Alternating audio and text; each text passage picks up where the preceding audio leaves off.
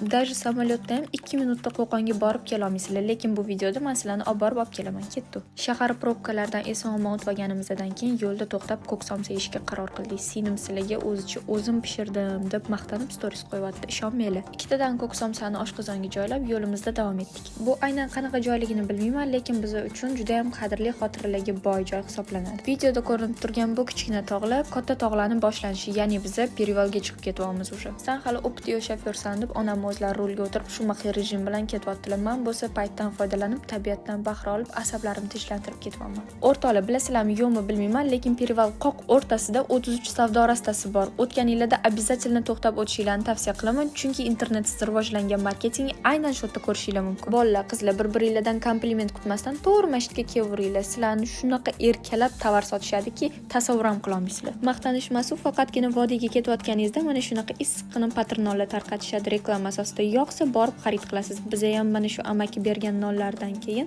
именно mana shu fayz patrdan biz uyimizga patronlar oldik. Issiqqina, biram maza. Mana shu joyini kesib, targetga pulim yo'q deydigan biznes egalariga tashab qo'ysanglar bo'ladi. Qo'qon o'zi aslida o'zini hunarmandlari bilan birgalikda bozori bilan mashhur. Biz bozor aylanishni boshladik. Bu yerdagi tovarlarning ko'pligi, undan tashqari kачествоsi, narxlarini umuman gapirmasa bo'ladi.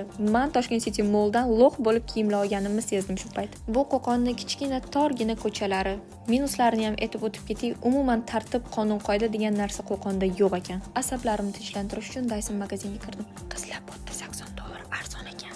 Reklamная pauza. Qo'qonda kunimiz magazin bozorlarni aylanishiga bitish bilan o'tdi, lekin asosiy maqsad filial ochish, ya'ni men marketing servisimni kengaytirish maqsadida proyekt uchun borgandim Qo'qonga. Ko'rib turganinglardek, bir rovga men Qo'qonga ish yuzasidan kelgandim. Bu videoni ko'rib turgan bo'lsanglar, men davno Toshkentdaman. Xayr, Qo'qonliklar.